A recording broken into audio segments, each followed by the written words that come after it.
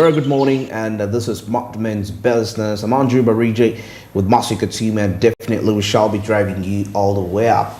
Masi, how are you? How are you feeling? How was your morning like? Oh, well, my morning is interesting. It's a good morning, I must say. And of course, we are wrapping up the week. Today is Thursday. For those to be reminded to But honestly speaking, there is a loop of events that is happening. I mean, it's the rate at which the days move. It feels like almost you've spent 2 days to spend a week. You know that? Yeah, I mean, the year is ending, definitely. It's in a rush. It's in a rush, which is good. I mean, when we really, want to reach in next year really and see what we have, what it has in store for us. But definitely the morning is good, and I hope you watching is going to be informed, and we give you the very best on Smart Men's Business, your daily Kickstarter. And me and Marije, we are going to drive you till 10 a.m. All right, and of course, quite lots of stories that are going to be coming up in here. But of course, before we proceed into any of that, don't forget that all this is powered by Zabu, a platform from Alltex, which just makes your trading experience much more easy and friendly. Now, Zabu is a platform from Alltex, which made this easy. Now, the markets are back. Today is a Thursday, definitely one of the last days of the week. Remember, this week we didn't have any public holiday. But anyway, for you to be a part of this, it's quite very simple. Step 92 hash is the USSD code for you there, which will avail you with a number of options where you'll be in position to buy government bonds and securities for a fee of just 15,000 Ugandan shillings. Now, the markets will be opening at exactly 8:15 a.m. and running all the way to 3:15 p.m. It's effective Monday up to Friday, apart from the weekends and the public holidays when these markets cannot be accessed. But despite the fact you have the rest of the days to capitalize and make yourself quite some huge profits, as something which I believe is very influential and instrumental for your financial growth and development as a trader and as somebody that is pursuing a career regardless of what line you're doing that. Now, Zab simply says my money, my future, and the Alltex East Africa tells you do something new. It's the year 2023. Well, now heading straight into our morning call, of course, to kick start off here, we saw something about President Yoweri Museveni getting in touch with some counterparts from Senegal, and of course some of the matters that were being discussed were in relation to security, but also on the other side, the aspect of trade. Recently we saw something so absurd about, I think it was yesterday, a farm which laid off workers due to some of its milk exports being denied by the Kenyan authorities. And now that really caused quite a very a deliberate effort, most especially for the Ugandan side, because if it happened to that farm, it can easily happen to any other company that is dealing into this. So there is need to really try to find out quite more market. So that's why these Senegalese was here in this country. Now, President Museveni bid farewell to his Senegalese counterpart, that is Macky Sall, that was yesterday. Now, President Yoweri Museveni yesterday bid farewell to his Senegalese counterpart, that is His Excellency Macky, who was in the day, who had been on a 2-day visit, that is to the country of Uganda. Now, His Excellency Macky Sall came to the country. That was on the invitation of President Museveni during the pre-departure meeting held at State House in Entebbe. Of course, President Museveni showcased the different dairy products produced in Uganda, including milk, yogurt, there was butter and others to the visiting president in a bid for possible export market opportunities that is in Senegal. Now, by midday, the president was seen setting off to Entebbe International Airport, that is for his departure. And of course, in their first meeting held on Tuesday, President Macky Sall said, what does Uganda produce in excess that it can export to Senegal? Of course, for example, in Senegal, he said they import things from New Zealand and Brazil, and but they import powdered milk from these countries, and they need to see how they can actually come and buy the milk of Uganda. Now, the meeting was also attended by foreign affairs ministers, that is J.J. Odong and other senior government officials. His Excellency Macky Sall becomes the second head of the state, that is to visit Uganda, and hosted by President Museveni in less than 14 days. After that of Iranian President, His Excellency, that is Ibrahim Raisi, on Wednesday, that was last week when he came into the country. So we had the Senegalese president in here, you know, the counterpart in here coming here to see how they can actually, you know, negotiate these trade deals. And of course, I must say, the president is trying as much as he can actually to, like you say, that some of the workers in a certain farm, he also owns cows, so he's also looking for a way to push for his dairy products. So definitely that calls, like we've always been saying, we have to have backup, we have to have alternatives where we have to run to now. We are hoping for Algeria, maybe probably we shall see how it goes, and then this Senegal is coming in, and of course, if they really appreciate our products, they will come in and rescue. Because what I don't understand is what could be wrong with the milk that we are selling. Because I know actually somebody could be asking himself, because I believe even the president of Senegal had that at the back of his mind. He knows what's happening. He knows that actually some of our products are being rejected. So he must be in a position trying to find out why. What if we also reach a point and we can't take in your product? For milk, milk is milk, unless maybe they add in some other, but but you see, quality is very key, and because remember, there is what we call value addition. Yes. Probably it could be in terms of what is put in there and how it affects the health of the people, packaging and all. Okay, packaging, also contributes, branding and packaging. Yes. But the quality matters most. The standard, the quality. Because here in Uganda, we may not really care. Because we can consume. And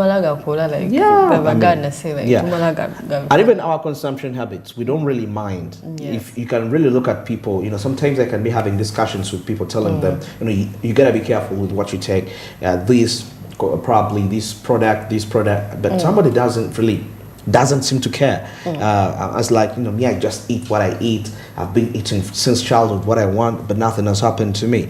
So imagine such a mentality, but for other countries, it's not like that. And you see, because of that, most of the producers that manufacture these products within the country think that what they are producing is okay, because we don't express what we feel about what we get from them. So they will assume that the very market they're supplying in Uganda is the same market that they're going to be supplying outside Uganda. Yet things are a little bit different. By the way, people do things differently out there across the borders of Uganda. Of course, cultures are different. But why us? Principles are different. Okay, why is it us that we don't care? It's the culture that we have. Everyone is entitled to do whatever they feel. They can't. The restrictions are a bit minimal, and people break laws and. They break laws, but now people are being laid off because what has been bringing in money to pay them doesn't produce the quality that the people that pay them want. Laying off the workers won't have any help. The problem is that we do not take initiative to find out why. So in the case of us feel the need to be satisfied, we lay off workers. We do not. So if you lay off workers, your company is going to close. It's going to close. Eventually, you won't know the reason as to why your milk was denied. Your milk was denied. So definitely, they have to go back and ask what went wrong. What aren't we doing right? There is this habit of, it's done. It's done. You have to take initiative and ask where did I go wrong? What can I do to make sure I deliver? If you really want it for yourself. Okay. Yes. That's quite key. If we really want that, we need to really get back to the drawing board and make sure that we can actually, because outside Uganda, it's about the quality and there is quite lots of competition. Remember, some of these countries where we import from have lots of options, actually. You saw that the president of Senegal told President Yoweri Museveni that we import from New Zealand, Brazil. So when you hear such countries, there is quality, despite the fact that it might be expensive, by the way. and actually theirs might be cheaper because the manufacturing conditions in their countries allow them to, the taxes are favorable in those countries. They support export-oriented trade, unlike here where we have high costs of production and taxes are high. So even the local manufacturers that manufacture this milk that we need to import to Senegal might feel like this is, we also love money too much, which is not bad. But the manufacturers will look at this as an opportunity to increase the prices, right? We're exporting, let's increase the prices, and it might be sustainable for a year. And as we know it, they no longer embrace our product. So how are we going to make sure that we don't really lose another market like Senegal? Zambia is secure. We have Algeria, but anyway, I think we've been able to sustain Zambia till late, and Algeria, though, despite the fact that the standards when it comes to, when you're producing an output for export, you need quantity and quality, right? And when we talk about quantity, that means you need to have the capital, the assets that can actually produce that quantity that you're going to give out there, because there ought to be consistency, because once they demand a certain amount and you don't have it at that moment, already they have New Zealand, they will run to New Zealand, and by the time Uganda, you come out to tell them, oh, now we're ready. But I believe for quantity, I think we can really actually deliver. I think the problem is with value addition, Very true. That's it. All right, now let's cross over and take a look at what's making headlines into the press.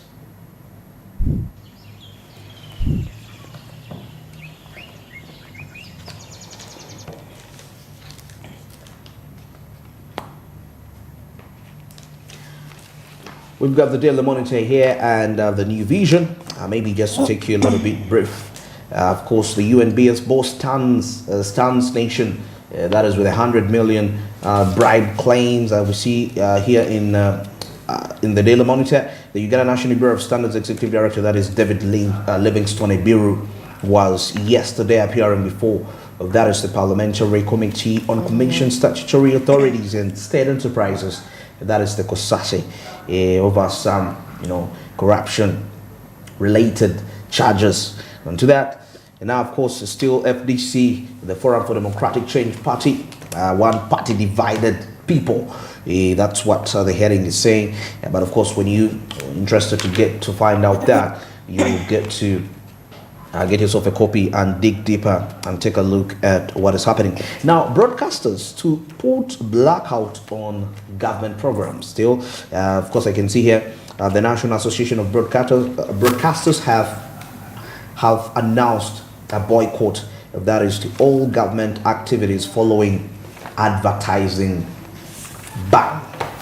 Well, of course, in the New Vision, government increases schools funding. That is, of course, capitation. They increased it by 10%. That means schools are going to be having some money. That is for government schools, UPE and USE for the government schools. And of course, I think they'll be able to improve their schools one way or the other. And of course, when it comes to you boss, it's still the same story as Andrew read for us. The boss of UNBS actually paid some amount of money to retain his job. See how people go that far to really fight for positions.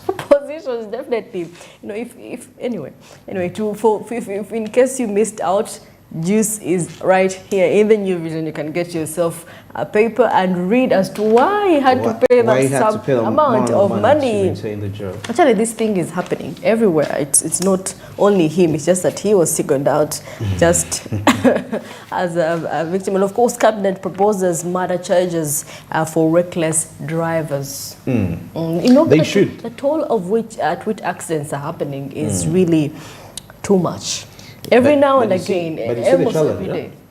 You see, the issue actually, the drivers may not be an issue at some point. I used to think, but to some extent they are.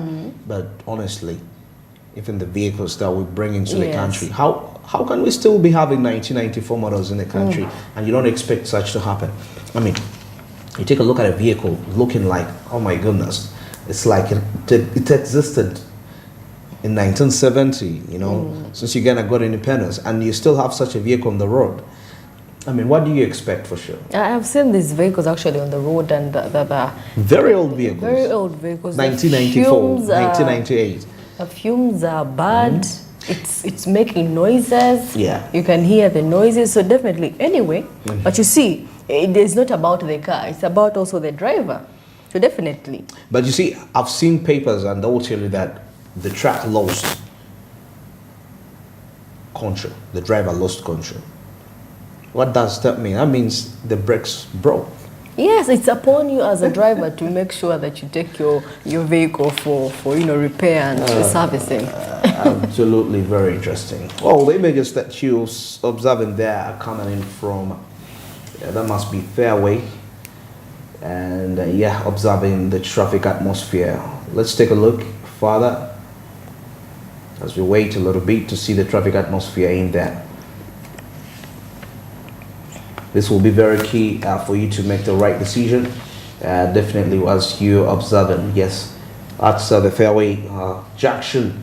As you can take a look, they will be having you down there sloping, and some of the vehicles coming in from, I think, from this Nakasero road side, and they're heading towards some other different destinations. And this is not really much of a busy place as compared to other places.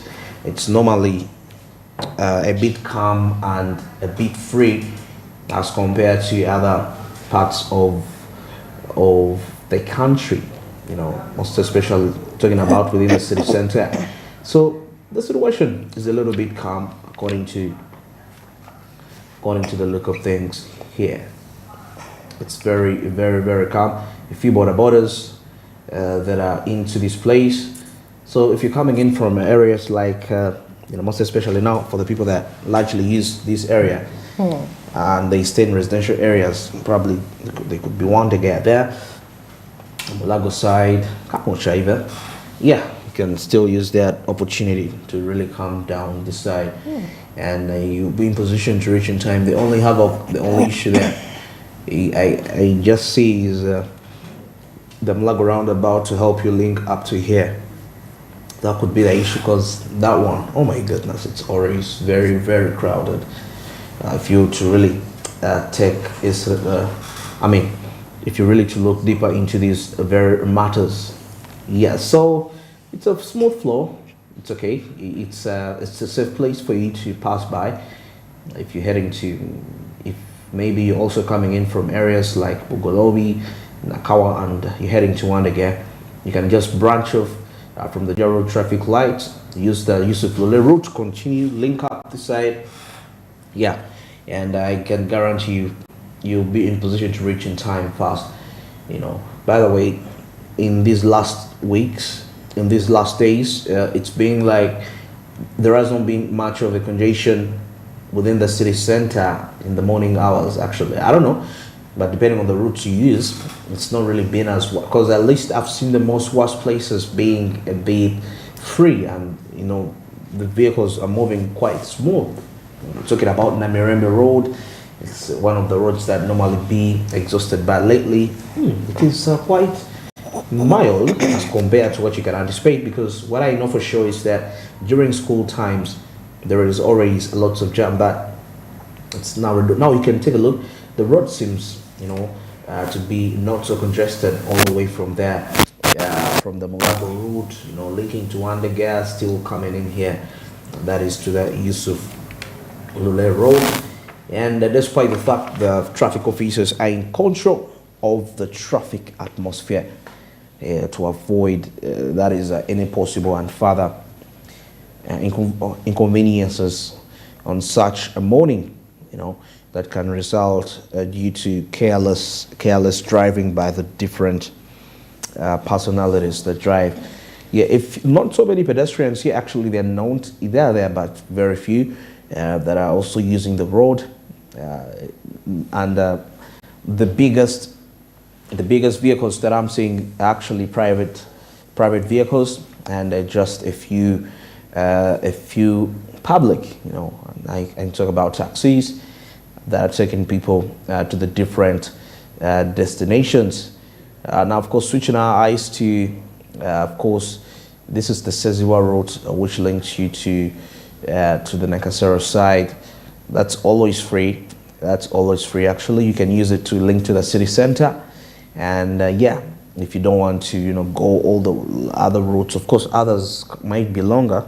They're still not congested, but the Seziwa route is just straightforward in there. Even if you're trying to avoid the Mulago roundabout jam, you can use that very route and link, and you'll actually be able to get off from the public Ministry of Public Service, around there, and then you'll just proceed. You'll avoid that congestion around the roundabout.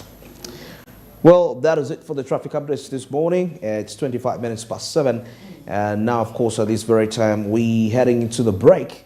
And when we return from that break, we shall be taking a look at what's happening on the international scene, and also what's happening from the East African community.